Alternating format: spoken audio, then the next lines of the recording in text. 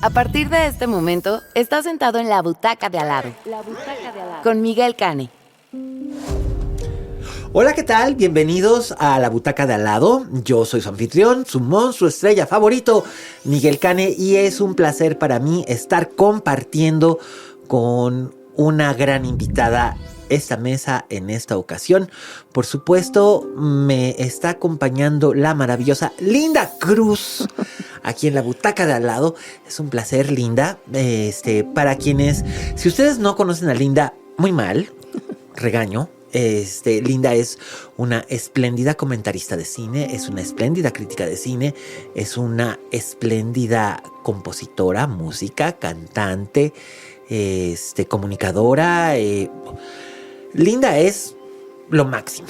Y es un privilegio, ha sido un privilegio mío por muchos años que hemos sido compañeros del gremio. Y entonces pues la invité aquí al podcast y decidimos que íbamos a hablar de una película que fuera reciente, que fuera una película que fuera relevante comentar. Y es una película que está por estrenarse en plataformas y que además es una película dirigida por un grande que es Pedro Almodóvar, y vamos a hablar de La habitación de al lado. Linda. Un placer, Miguel. Muchas gracias de verdad por la presentación y sobre todo por la invitación. Siempre es un gusto increíble y maravilloso poder estar con mi maravilloso monstruo favorito, Estrella. Ay, por eso la tengo en nómina. Muy bien. Y nada, me hace muy feliz estar aquí. Te escucho, te sigo, te leo y bueno, un honor por supuesto compartir el micrófono contigo sobre esta película que, como bien dices, en la butaca de al lado hablaremos de La habitación de al lado. Hablaremos de La habitación de al lado, que fíjate que ¿qué te pareció a ti como espectadora La habitación de al lado? Fíjate que hay, pienso, dos maneras de abordar esta película. Bueno, adelante. Hay muchas más, pero tú suéltate. Si la vemos desde la óptica de que es dirigida por Pedro Almodóvar, tenemos mucho de qué hablar. ¿Ok? Si fuera una película que hubiera sido dirigida por otro realizador, sería una película espléndida. ¿Verdad que sí? ¿No? ¿Verdad Ahora, que sí? A mí me parece una película espléndida, la haya dirigido quien la haya dirigido. Sí, ¿no? sí, estoy de acuerdo contigo. Es una adaptación también de un libro. Sí, lo sé, y sé que es un libro difícil. No lo he leído, porque es un libro medio difícil de conseguir, pero Goodreads me ayudó. Leí los comentarios. Es un libro difícil de leer por su temática. Claro, bueno, el tema de la eutanasia no es un tema fácil. No es un tema fácil. Se habla poco y se habla con muchas reservas al respecto, porque Estoy de la de acuerdo. muerte no se habla lisa y llanamente como pienso que se debería de hablar, ¿no? Y esta Estoy de película acuerdo. es un buen ejemplo para ello. Ha tenido una corrida breve en cines, como bien dices, llega próximamente a plataformas.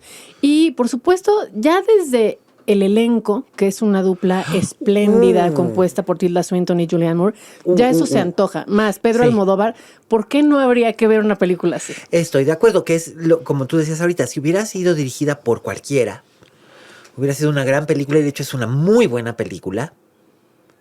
Pero yo siento que para hacer una película de Almodóvar, no sé, yo sentí que esta no era una película de Almodóvar. O sea, en el sentido de, pienso en el Almodóvar que nos dio Todo sobre mi madre, que nos dio La ley del deseo, que nos dio Mujeres al borde de un ataque de nervios, que nos dio Volver, que nos dio La piel que habito. La piel que habito. La piel También. que habito, sí. Que nos dio, bueno, hasta Julieta. Que yo tuve problemas con Julieta en el sentido de que sentía que Julieta era como que se reprimía mucho Almodóvar en algunos aspectos, y en otros como que me metía temas que no tenían que ver realmente con los relatos de Alice Munro que estaba adaptando. Pero bueno, entiendo cómo es Almodóvar. O incluso Dolor y Gloria, que mucha gente lo considera la última gran película de Almodóvar. Yo siento que en realidad Dolor y Gloria es como el ajuste de cuentas de Almodóvar consigo mismo, y también siento como que se quedó un poco corto, pero entiendo que en esta realidad en la que vivimos, en este tiempo en el que vivimos, Almodóvar no puede darse el lujo de hacer salvajadas como las que hacía en los años 80.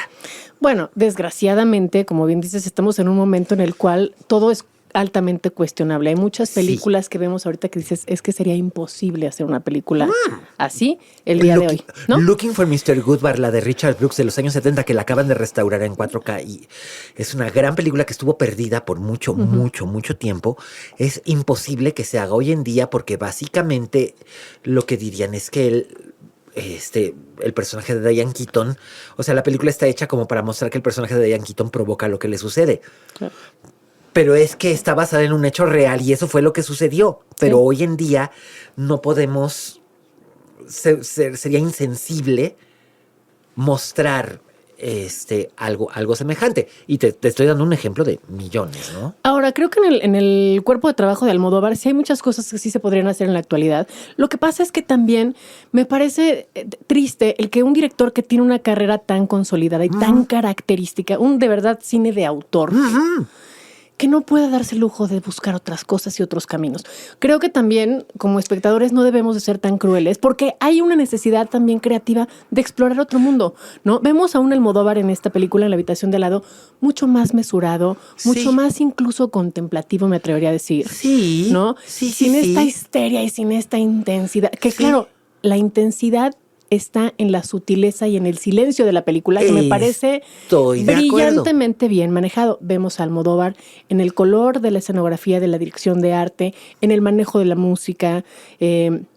Vaya, sí está presente, pero también es su primera película que dirige en otro idioma. Bueno, La voz humana. La voz humana y Extraña forma de vida, que fueron como que sus cortos Sí. o mediometrajes. Bueno, La voz humana es un Es corto un- y Extraña forma de vida es un Sí. medio en los que ya experimentó con trabajar con actores que solamente hablaban inglés, que anecdóticamente habría que mencionar la primera vez que Almodóvar quiso hacer una película en inglés fue a mediados de los 90.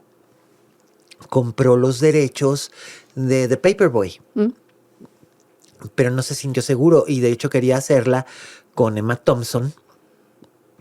Emma Thompson en el papel que acabó haciendo Nicole Kidman. Es algo que digo, ok, y es muy curioso. La película que existe de The Paperboy es una película muy buena, es excelente, y la Kidman está increíble. Bueno, la Kidman siempre está increíble. Pero ¿cómo hubiera sido? Who knows? Pero por años quiso hacer algo en inglés, después compró los derechos de Carne Trémula, que es una novela inglesa, pero tampoco se aventó y decidió adaptarla a Madrid, ¿no? Pero siempre había tenido él como que esta inquietud y finalmente se le hizo, pero no sé, mi reseña que escribí sobre esta película partía con una inquietud que yo sentí cuando salí de la sala. Y me daba angustia pensar si Pedro Almodóvar está empezando a caer como otros directores que he visto pasar antes. Y no voy a cortarme el pelo. Woody Allen o Roman Polanski o Ridley Scott. Que en los 70, en los 80, todavía en los 90 hacían estas películas que eran como muy urgentes y muy relevantes, y de repente ahora siento que han caído en una especie como de irrelevancia. Vamos de Palace es una película horrenda, o sea, no porque la haya hecho Roman Polanski, es una película horrenda porque está mal hecha. Coup de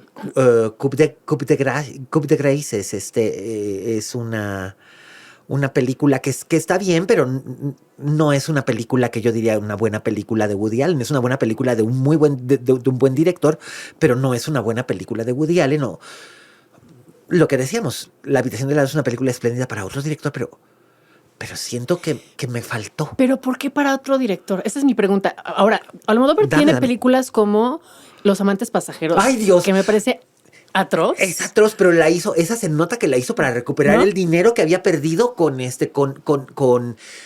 la hermosísima, pero estoy de acuerdo que es complicada. Es hermosísima, pero complicada y difícil de querer La piel que habito. Claro. Porque la gente reaccionó a La piel que habito de una forma muy adversa a lo que él esperaba.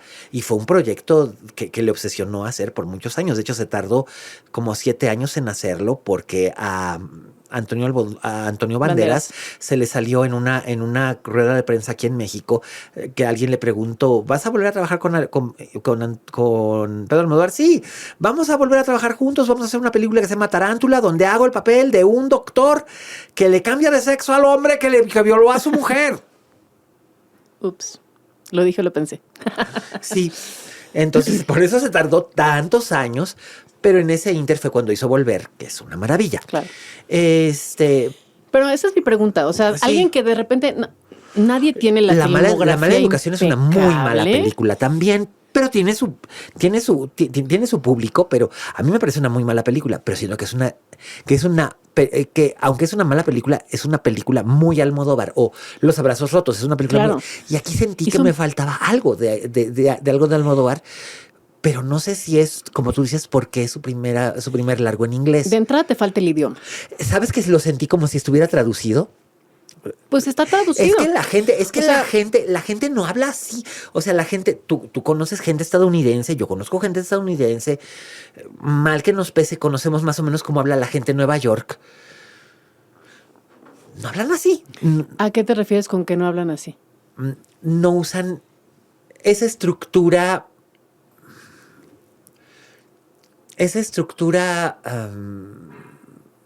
Gramatical para hablar. Pero tomemos en cuenta que los dos personajes principales son una escritora y una corresponsal de guerra. Sí. De entrada, ahí ya tienen otro manejo del lenguaje. Un nivel de sofisticación, ¿no?, que va por encima de... Estoy de acuerdo. Hay muchas referencias culturales en la película, de pintura, de fotografía. Que eso es algo siempre muy almodóvaresco, que es súper Almodóvar, ¿no?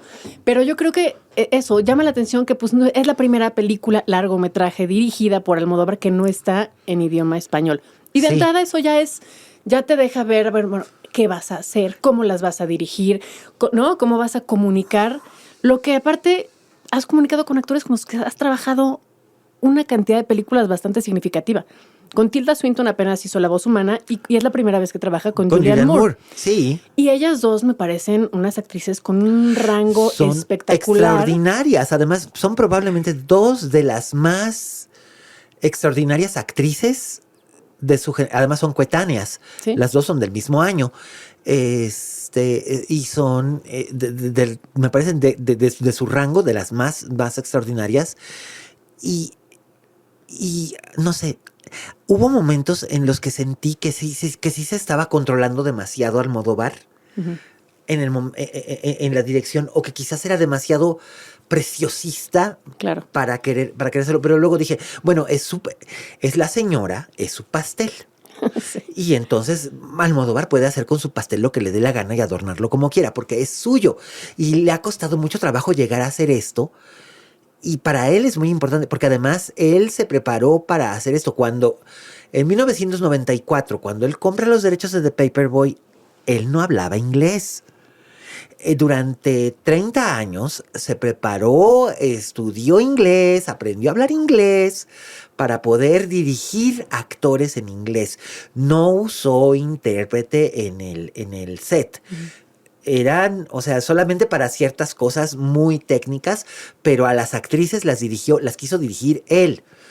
Y esto lo dijo Alessandro Nivola, que para él fue una experiencia excelente. Y a mí me pareció maravilloso que estuviera Alessandro Nivola en esta película. Alessandro Nivola me parece que es el mejor actor de su rango, de su generación, y que siempre ha estado como... Ha sido actor de reparto. Sí, siempre ha estado como... Sí. Y se merece algo, y siempre he pensado que se merece una oportunidad mejor, porque las veces que ha sido leading man no ha estado mal, pero ha sido en proyectos muy independientes. Claro. O muy Junebug, por ejemplo, recuerdo Junebug de hace 20 años ya, que eran él, Embeth Davidtz y Amy Adams. Fue la película que puso a Amy Adams en el mapa.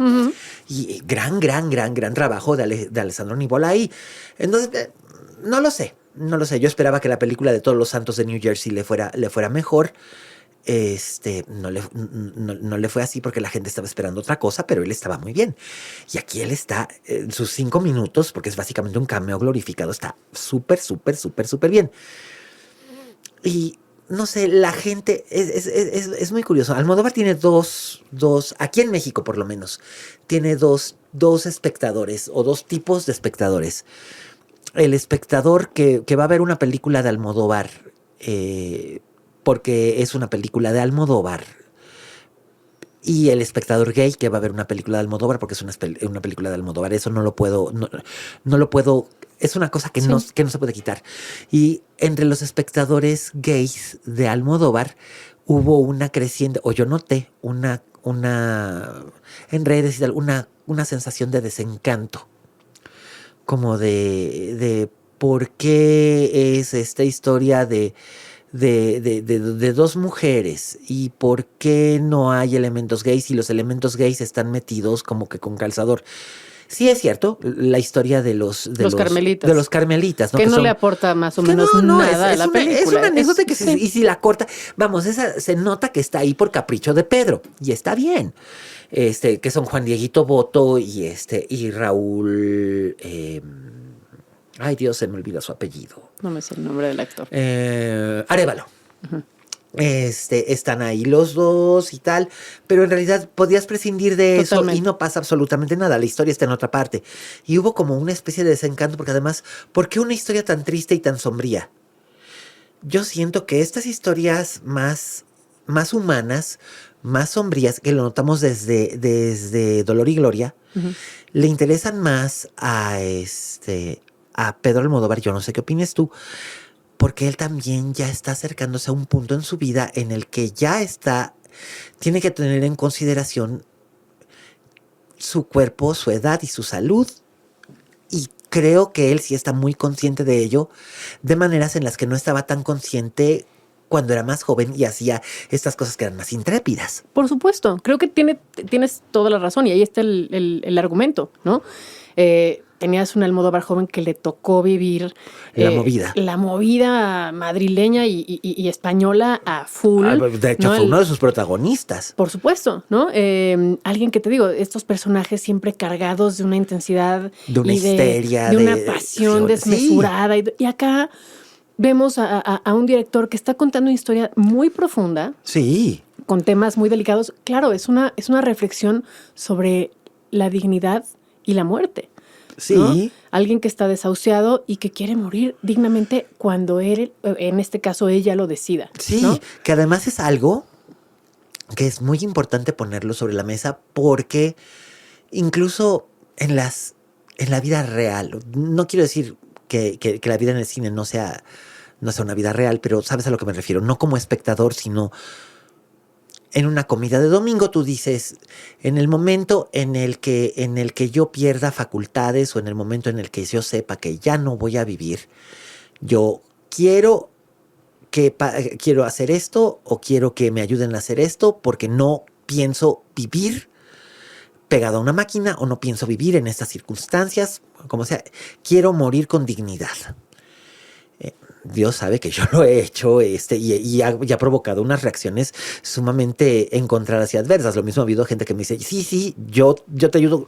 No sé cómo te ayudo, pero te ayudo. Y seguimos luchando porque se haga ley para que como en otros países se pueda ejercer el derecho a morir dignamente, ¿no? Claro.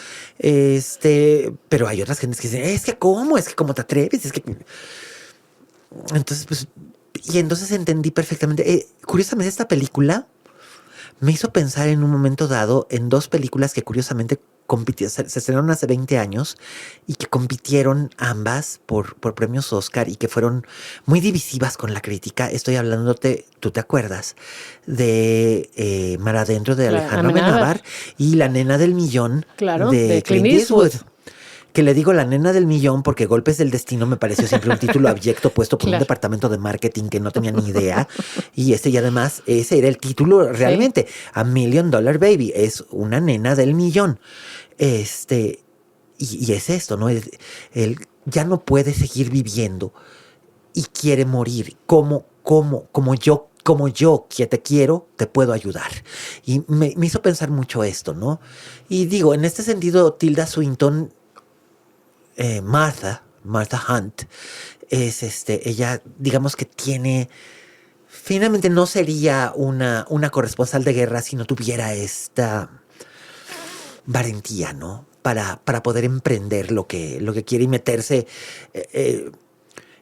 Que hubo gente que, por ejemplo, me preguntaba, es que lo trata de un modo tan superficial Almodóvar, como de que debe haber leído que en algún lado existe una cosa llamada el dark web y dijo, oh, esto suena fascinante. No lo dudo, no creo que Almodóvar se haya metido a hacer un research muy, muy, muy, muy profundo sobre lo que fuera la dark web, Sí. porque todo tiene un límite hasta la temeridad de Almodóvar. Claro. Pero de que hizo un research sobre la eutanasia, yo estoy seguro de que sí. Y ahí está el humor de Almodóvar. Sí. Yo encontré ahí el humor de él. O sea, sí hay muchos elementos de él y esto que dices que se tocó el tema a lo mejor con demasiada ligereza es porque también estamos acostumbrados a que la muerte tiene que ser un azote. Es triste para el que pierde a alguien, Por supuesto. ¿no? O sea, realmente los que sufren son los que se quedan. pierden a alguien. O sea, a mí me resonó mucho la película porque justo el año pasado perdí a una de mis amigas más cercanas, una amiga que padeció un cáncer de seno brutal. Yo sé. Y Yo también la quería mucho. Y tuve la oportunidad de platicar con ella, con Verónica, acerca del tema y de las cosas que luego se tocan con mucho cuidado y que no se dicen y uno tiene miedo de decir la palabra cáncer y uno tiene miedo de decir la palabra muerte y uno tiene miedo a expresar cómo te sientes porque hay mucho miedo de que Ella suceda, la ¿no? última vez que tuve ocasión de hablar con ella y todo, a la hora de despedirme, me dice, pero me abrazas. Porque ya me iba y me acerqué, nada más acercarme y me dice, no, abrázame. Tú siempre me abrazas. Le digo, pero todo mundo me ve como si tuviera miedo de que me fuera a romper, chingao. Claro. No, abrázame. Y entonces la abracé. Sí. Y siento que ella estaba feliz de sentirse abrazada precisamente por eso. Y pensé, qué curioso, yo también pensé en Verónica viendo esta película. Y Curioso. sabes que, y es una posibilidad, o sea, claramente cuando alguien enfrenta un cáncer, hay unas altas posibilidades de que la muerte llegue, ¿no? Gracias a eso. Sí. Y esta cosa de que el que tiene el cáncer es un guerrero.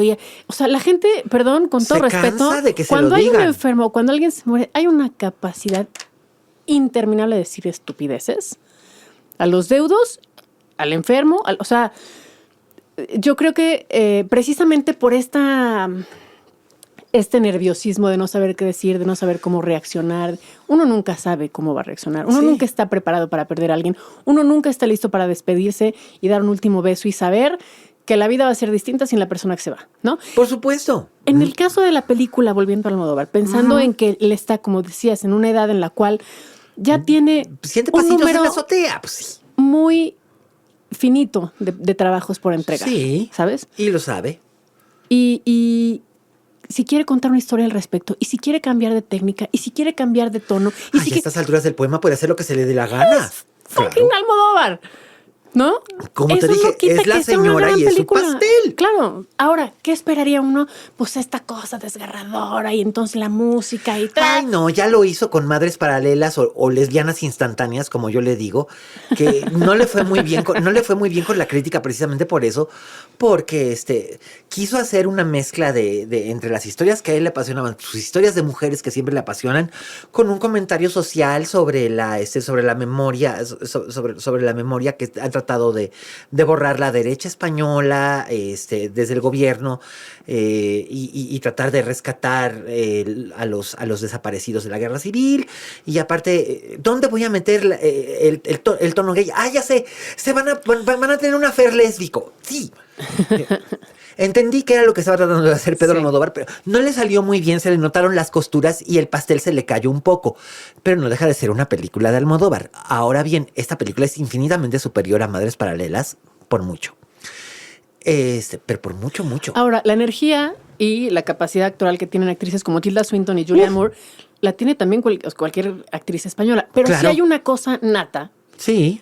¿no? De tu cine, de lo que has vivido, de lo que has visto desde que eres pequeño, que ya pasa de manera semiautomática, digamos, porque está en tu piel, está en tu ADN, ¿no? O sea, es lo mismo, si tú te pones a ver las películas, las gringadas, churreras, palomeras más grandes, le salen bien la mayoría, porque están ahí, porque es lo que han visto, consumido y demás. Claro, hay un cine extraordinario y maravilloso en la industria, Claro. pero el cine así palomero le sale bien. Sí. Y a veces está bien darte una película así, Sí, ¿no? ¿por qué no? Pero ahora bien, Pedro Almodóvar, yo creo que no hay un director español que haya visto tantas películas de cierta categoría de cierta época como Pedro Almodóvar. Ujú.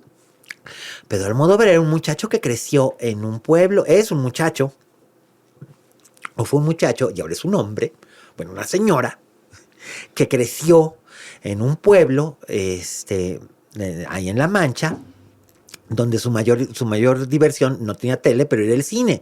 ¿Y qué era lo que veían? Películas de Sarita Montiel, películas de Amparito Ribelles y películas que llegaban muy censuradas, pero llegaban películas de Bárbara Stanwyck, de Betty Davis y de Joan Crawford, ¿no? Y después, en los años 60, empezó a ir en Madrid a ver películas francesas y películas de Douglas Sirk, porque las resucitaban y las traían y eran cosas, películas que llegaron, que estuvieron prohibidas durante la dictadura, Esplendor en la hierba, tal, se obsesionó con Natalie Wood, se obsesionó con un montón de cosas, y todas esas obsesiones él las ha ido plasmando de un modo o de otro, directo o indirecto, en todas sus películas.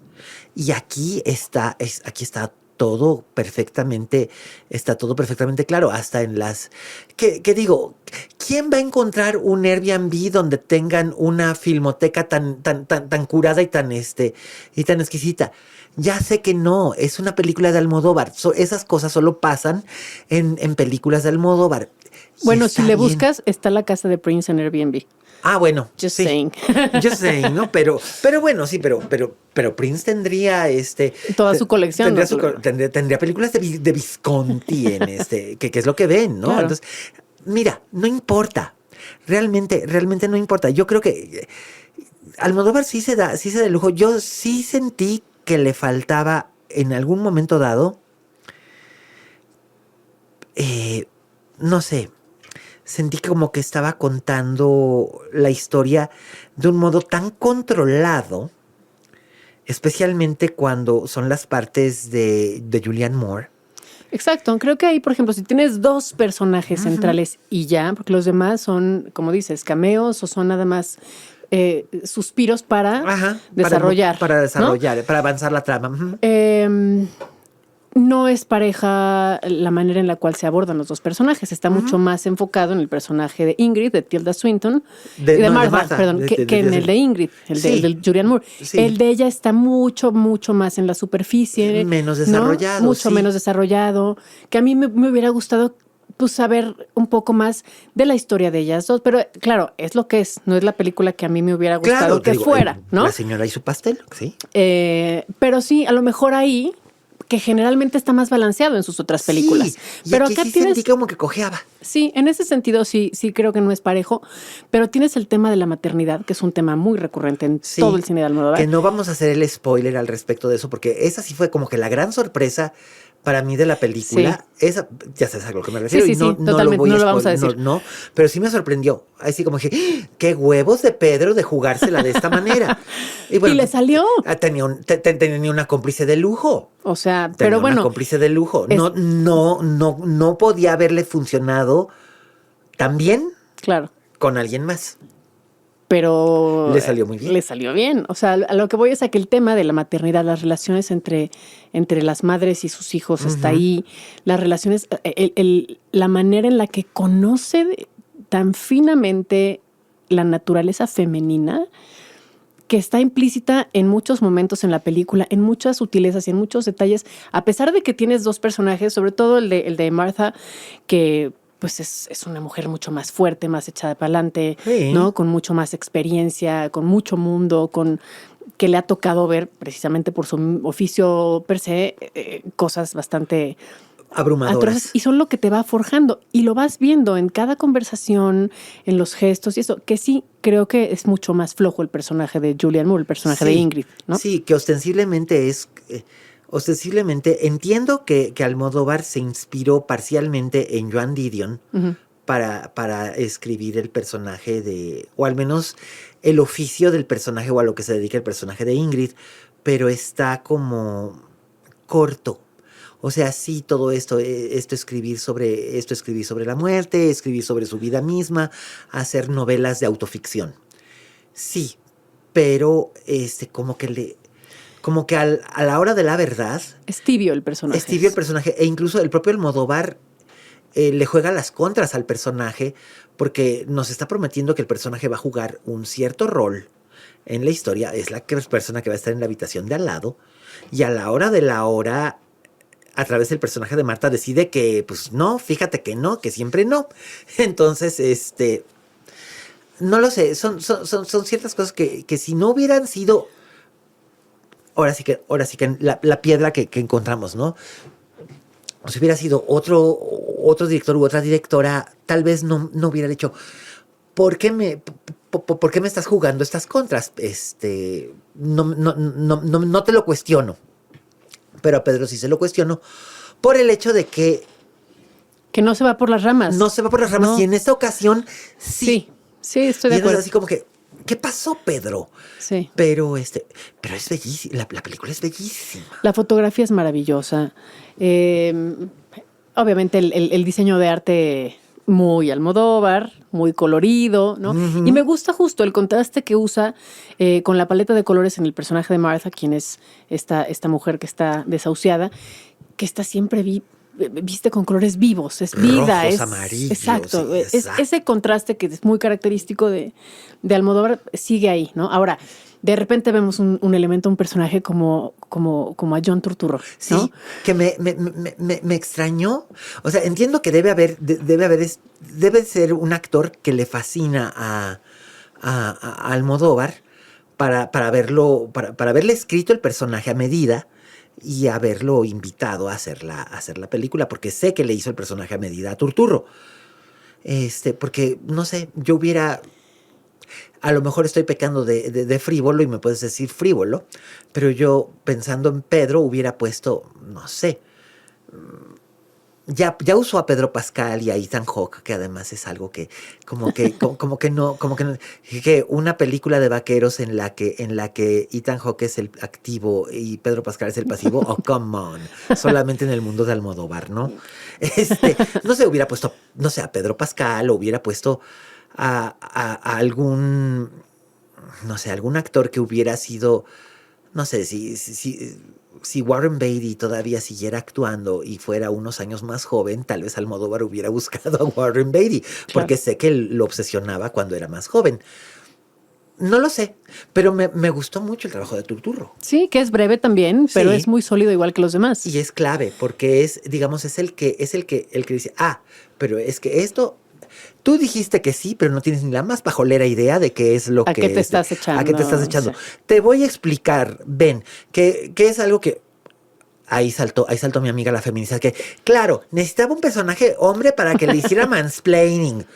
Pero ¿quién llegó?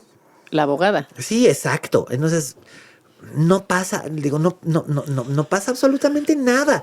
Además, era más factible que él supiera esta clase de cosas, porque pues finalmente ella es un personaje mucho más protegido, y era lógico que ella no tuviera mucha idea de esta clase de cosas. Pero él, que ya venía de una experiencia de haber escrito en revistas, de haber sido periodista, de haber dado clases durante tantos años, tenía un bagaje que sí le permitió, vamos, a mí sí me pareció un poco lógico. Pero es que, ¿por qué le hace el mansplaining? Porque queda implícita que hay una relación. Claro, entre ambos. De largo plazo entre Ingrid, los que han tenido sido sus idas y vueltas, ¿no? Amantes de idas y vueltas muchas veces. Y se siente. Y hay una Sí, química sí. entre Moore y Turturro que también estaba presente en Gloria Bell, por ejemplo. Claro, totalmente, sí. ¿Y a quién le confías algo así? ¿En quién confías para externar pues, tus miedos, tus inquietudes, ¿no? De a lo que te vas a enfrentar. Alguien con quien has compartido plática de almohada. Exacto, entonces sí, a mí eso me pareció muy actual y me gustó mucho el trabajo de Turturro, que también es esta mirada catastrofista, contemporánea, ¿no? Del mundo está hecho una mierda. Y Marta está haciendo lo que está haciendo porque tiene que hacerlo, porque de otro modo, que bla, bla. O sea, él está aceptando algo porque Ingrid todavía tiene la esperanza de que el tratamiento de Marta funcione y Marta no tenga que hacer lo que quiere hacer. Claro. Ahora, fíjate, a mí me pasaron dos cosas con la película. Uh-huh. Una, el personaje de Alessandro Nivola, ¿qué hubiera pasado si lo hubieras intercambiado por el de Turturro? Uy, hubiera sido mucho más, hubiera sido muy impactante Turturro como el policía católico pro vida. Claro. Sí.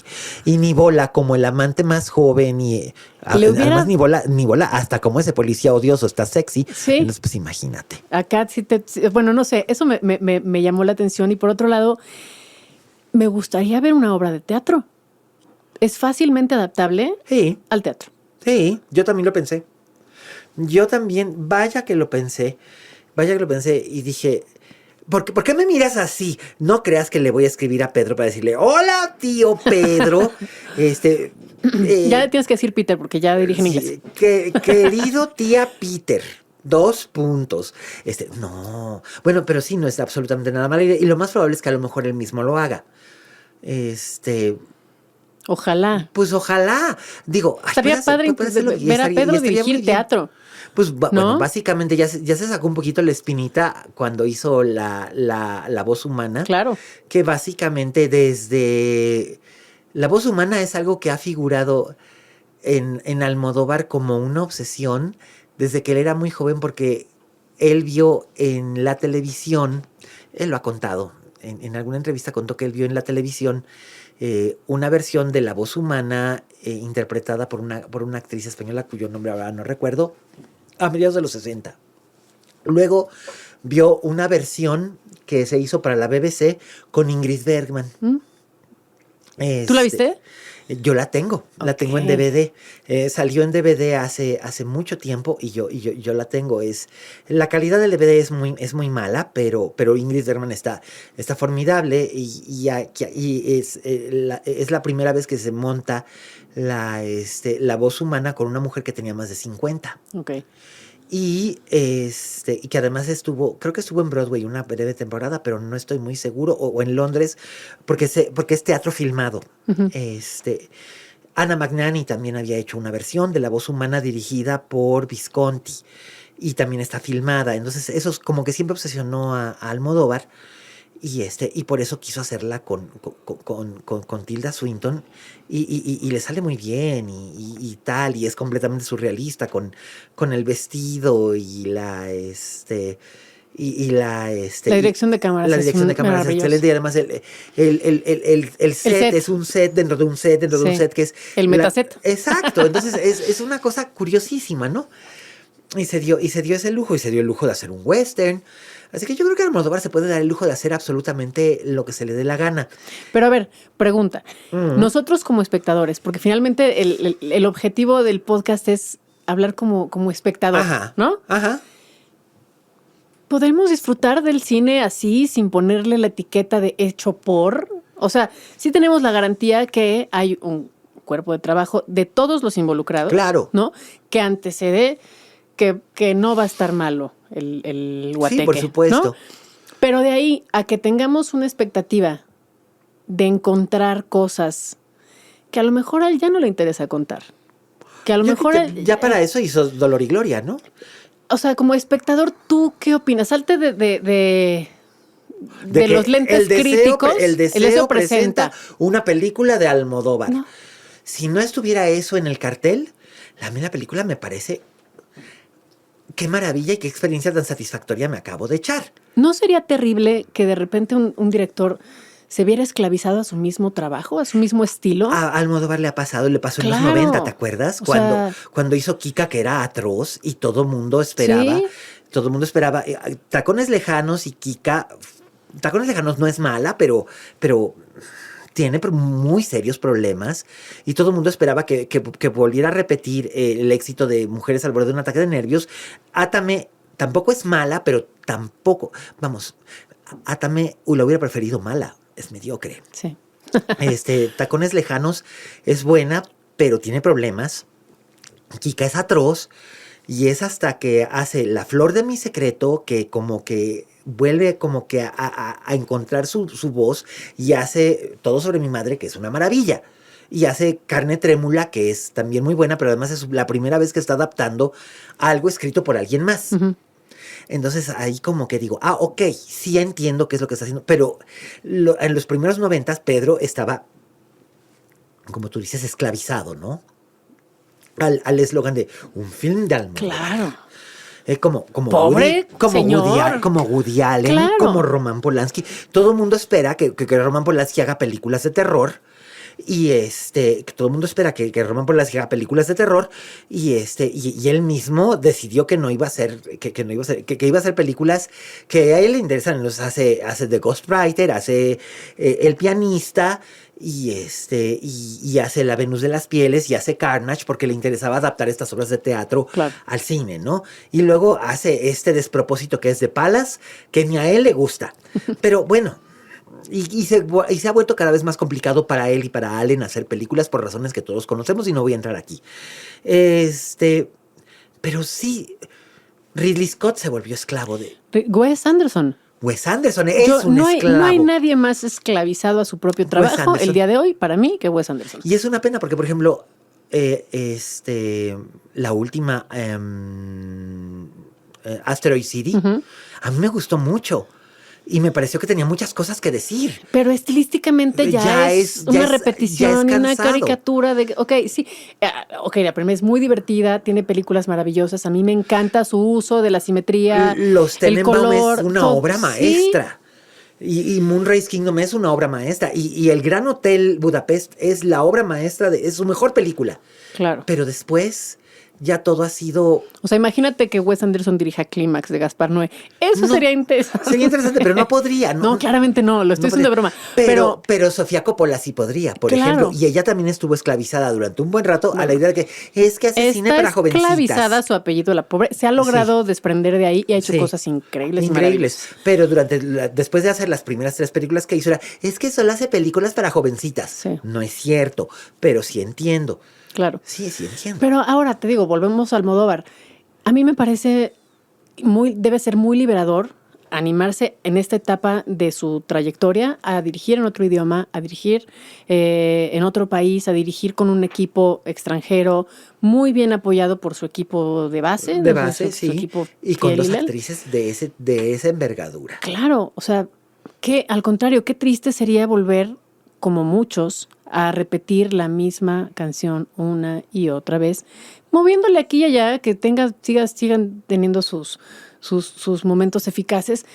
Pero a mí me parece que es una apuesta valiente y que es una apuesta muy bien lograda. Sí, estoy de acuerdo contigo. Siento que no es una película de Almodóvar, entre comillas. Claro. Pero esto no necesariamente es malo. Hasta el póster. Exacto. Hasta la imagen de la película. Es completamente diferente a lo que estábamos acostumbrados. Es otro color. Es color beige. Cosa que estamos hablando de Almodóvar, que no me acuerdo en qué película, creo que es en Mujeres al borde de un ataque de nervios, que hay un personaje que dice, ¿beige? El beige no es un color. Entonces, claro. Vamos, sí, estoy totalmente de acuerdo con eso. Y creo que está muy bien. Y además, bueno, ya la angustia que yo sentía de ha caído Almodóvar en la irrelevancia. Creo que todos los directores en un momento dado van a pasar por eso cuando llegan a cierta edad. Creo que el único que no ha llegado a eso, precisamente por su afán enloquecido de reinventarse y de que no ha acabado de contar las cosas que quiere contar, es Cronenberg. Sí y no. Ahí me la voy a tomar con 2 deditos de sal. Se regodea mucho en las cosas que ya hizo, estoy de acuerdo. Sí, pero en el caso de Almodóvar, en el caso de cualquier director, definamos que se ha convertido irrelevante. ¿Para ti qué sería que se convirtiera en un director irrelevante? Coppola. No, Francis Ford pero Coppola. Bueno, ese... Después del desastre de Megalópolis. Ay, sí. Y mira pero eso no me quita que es el director que me dio El Padrino 2 y La Conversación. Y las hizo todas en un espacio de menos de 3 años. Y las 3 son obras maestras, magistrales. Así que Coppola podrá hacer ahora películas malas. Pero no generalicemos. No, o sea, a lo mejor la que sigue es a lo mejor otra. va a ser un balazo. A Woody Allen mismo le pasa. Tiene 2 malas y un balazo, y luego unas más menores que otras. Pero ¿a qué te refieres con que con esta pregunta de Pedro Almodóvar se volvió un director irrelevante? ¿A qué te refieres con irrelevante? ¿Qué sería para ti que Pedro Almodóvar no perdiera la relevancia? Porque desde mi punto de vista el tema es sumamente relevante. Es un tema muy canijo del que no se habla con la libertad. No todo el mundo se atreve. Que se debería de hablar.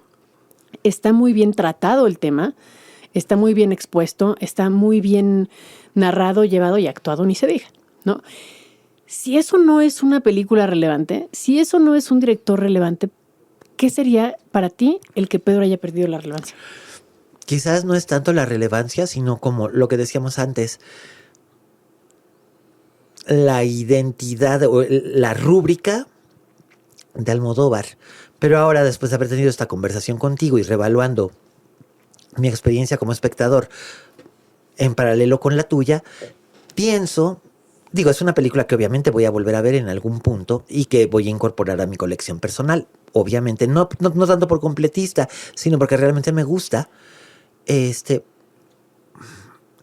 Creo que en realidad no hay que esperar tanto de esta película, o más bien no había que esperar, o no hay que esperar que sea Pedro con signos de admiración. Porque como tú dices, es cierto, es horrible que se esclavice a sí mismo de su propio mito, y porque además seguramente él estaba pensando en otra cosa.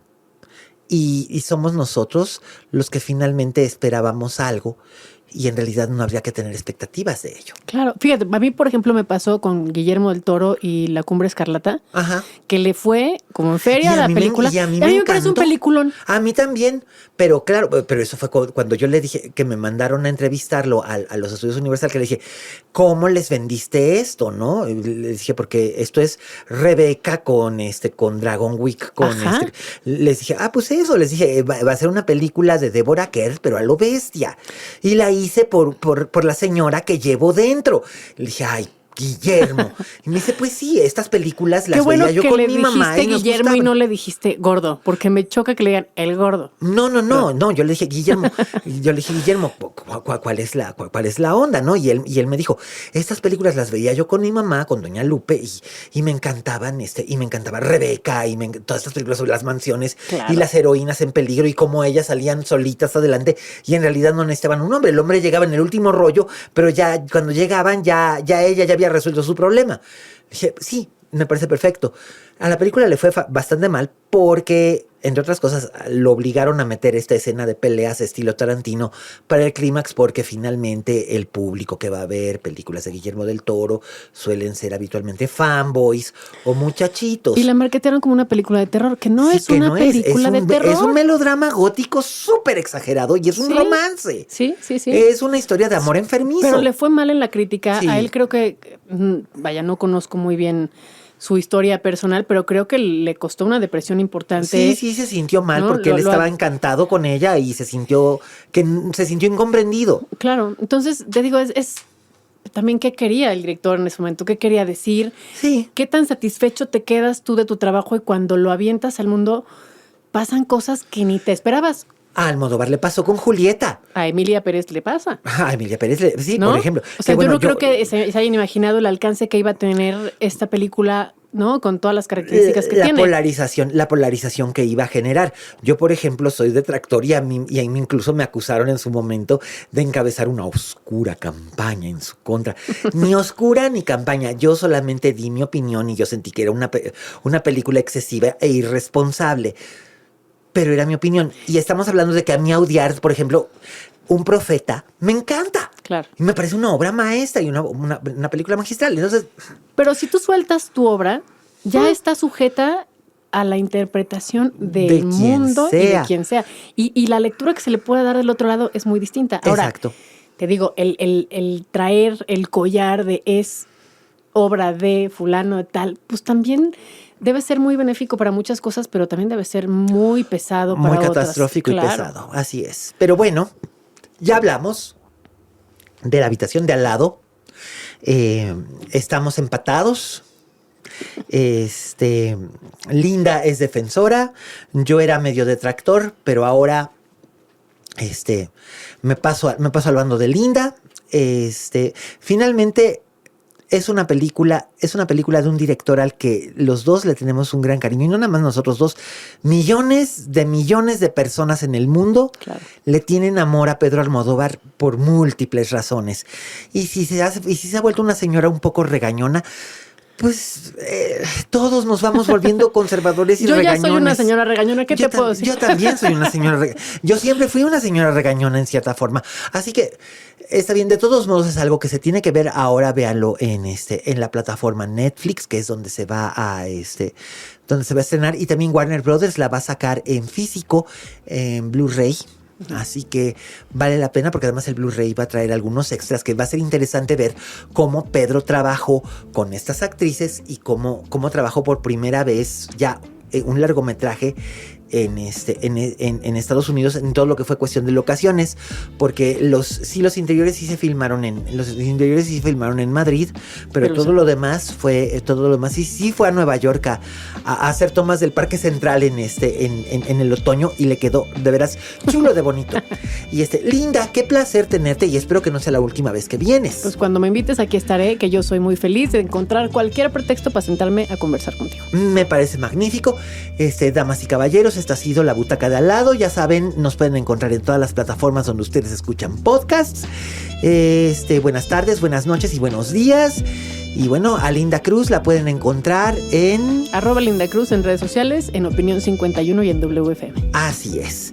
Y de verdad, una de las mejores críticas de cine que yo conozco, una de las comentaristas más ecuánimes que yo conozco, y una amiga entrañable.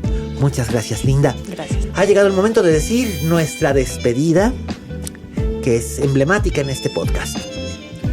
Como dijo la Betty Davis, si en este negocio no tienes fama de monstruo, no eres una estrella. ¡Hasta la próxima!